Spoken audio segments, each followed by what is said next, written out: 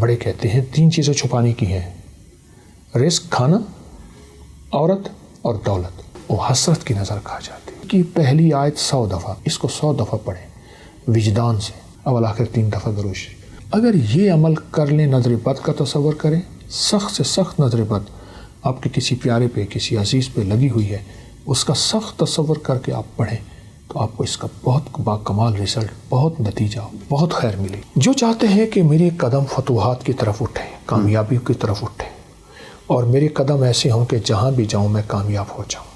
جو بندہ اس کو ڈوب کے پڑھے، منگتا بن کے سارا دن پڑھے، غیبی نظام چلتا ہے اس کی عزت کا، برکت کا، رزق کا، اور اللہ اس کو پر لگا دیتا ہے اڑنے کے. سورۃ مائدہ کی ایک آیت ہے، جو یہ آیت 11 دفعہ پڑھے گا دعائیں قبول ہوں گی.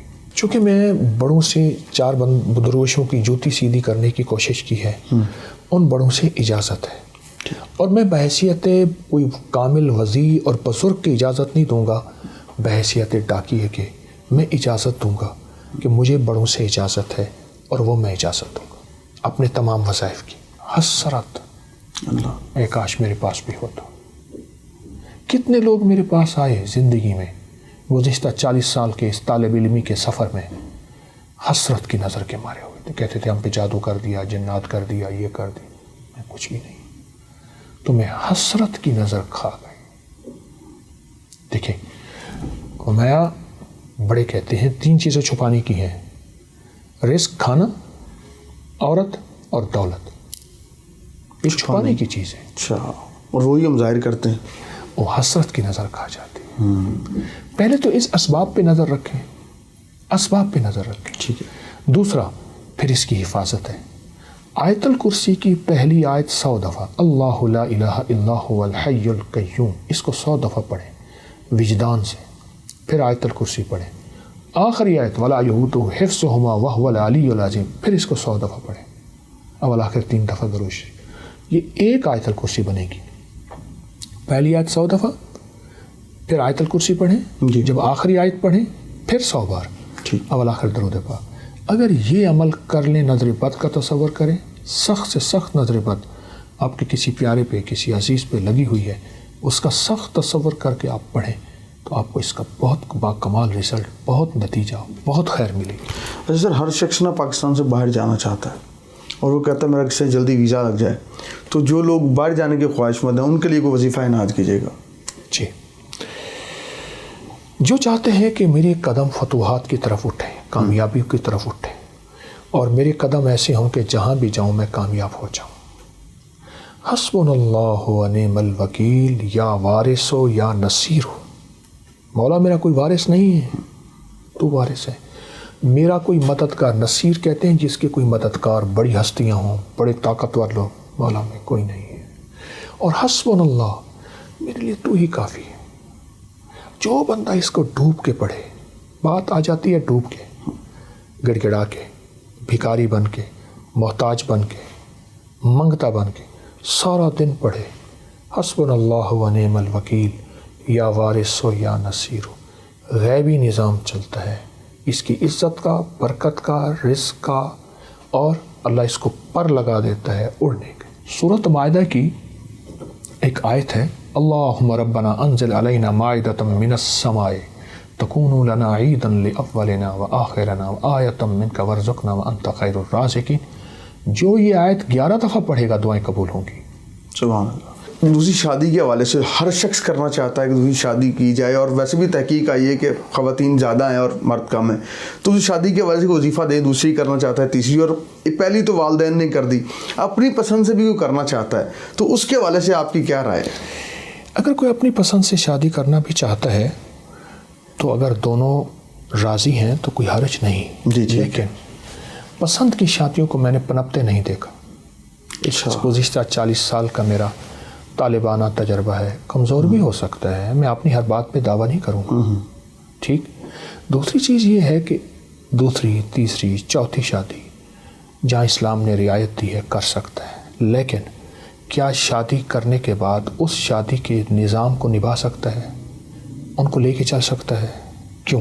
ٹکراؤ پیدا ہوتا ہے، فطری چیز ہے، ہو سکتا ہے، لیکن کیا اس ٹکراؤ کو یہ نبھا سکتا ہے, برداشت کر سکتا ہے, یہ سب سے پہلے سوچیں, یہ سب سے پہلے سوچیں. اور اگر یہ سوچ لیتا ہے تو پھر فائدہ ہوتا ہے. اگر نہیں سوچتا تو زندگی اجیرن ہے, زندگی اجیرن ہے. اسباب کو بھی دیکھے, وسائل کو دیکھے, محبتوں کو دیکھے, تو 4 شادیاں کوئی حرج نہیں, لیکن پہلے ساری چیزوں پہ نظر رکھیں. اچھا قبلہ, میں میوزیم پہ نظر گئی ہے, وہاں پہ موٹر سائیکل کھڑی ہوئی ہے, کوئی یاماہا کی ہے, تو وہ میں چاہ رہا ہوں ذرا وہ بھی ساتھ ساتھ ایک جو نا مجھے پڑا یہاں پر وہ ایک کوئی ویسپا ہے کیا, میں چاہ رہا ہوں کہ ذرا اس کی کوئی جو ہے تاریخ آپ سے پوچھی جائے کہ یہ جو ہے نا پرانے چیزیں, چونکہ مجھے شوق ہے پرانی چیزیں جمع کرنے کا, تو اس کا دور ہی ختم ہو گیا. تو جن چیزوں کا دور ختم ہو جاتا ہے تو میری کوشش ہوتی ہے میں ان کو جمع کرتا رہوں. یہ کتنا سال لگا آپ کو یہ ساری چیزیں جمع کرنے میں, اور یہ اس کو بنانے کا خیال کیسے آیا؟ میں سے عرض کیا نا کہ میرا یہ پرانا شعبہ ہے, اور پرانا مجھے یہ چیز ورثے میں بھی ملی ہے, والدین کی طرف سے بھی. مٹی کے برتن بھی ماشاءاللہ دیکھنے کو مجھے نظر آ رہے ہیں, مٹی کے برتن. چرخہ جو ہے یہ جو ہے وہ مجھے نظر آ رہا ہے کہ اسے چرخہ ہی کہتے ہیں. جی ہاں, پرانا چرخہ ہے. اس کا صوفی اکرام بڑا ذکر کرتے ہیں. یہ پرانا حقہ ہے. اچھا, بہت پرانی, بہت اس سے بھی پرانی چیزیں ہیں جو ہمارے پاس ہی ہیں, کیونکہ جگہ نہیں ہے. اب یہ دیکھیں اونٹ کی, یہ اونٹ کی کھال بالوں کا بنا ہوا ہے. اچھا, یہ قالین, جی قالین جو دری ہے دری یہ اونٹ کے بالوں کی ہے. یہ دیکھیں نا اونٹ کے بالوں کا قدیم کمبل, یہ لکھا ہوا ہے اونٹ کے بالوں کا قدیم کمبل. یہ اصلی چیتے کی کھال ہے, اصلی چیتا ہے, اس کو محفوظ کیا ہوا ہے, اسٹف کیا ہوا ہے. یہ جو سامنے برتن لگے ہوئے ہیں جی قبلہ, اس کی کیا, یہ تاریخ کے پرانے وہ برتن ہیں جو ہم استعمال کرتے تھے.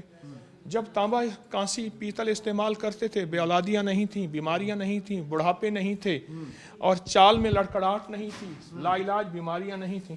جب یہ برتن ہم نے استعمال کرنے چھوڑ دیے تو ہم بیماریاں, پریشانیوں میں مبتلا ہو گئے.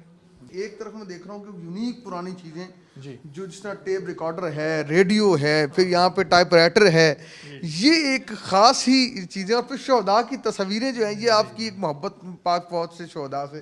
ذرا میں چاہتا ہوں کہ یہ بھی جو ہے نا لوگوں کو نظر آئے کہ یہ خالی روحانیت کے ساتھ ساتھ جو ہے جس طرح آپ کی ایک محبت ہے اپنے میرے وطن سے, مجھے محبت ہے وطن کے ورثے سے, تو یہ چیزیں اس لیے میں نے سنبھال کے رکھی. یہ دیکھیں نا, یہ شہداء کی کیپ ہے, یہ ان کی پانی پینے کی بوتل ہے, اور یہ انہی کا صندوقچہ ہے پرانا.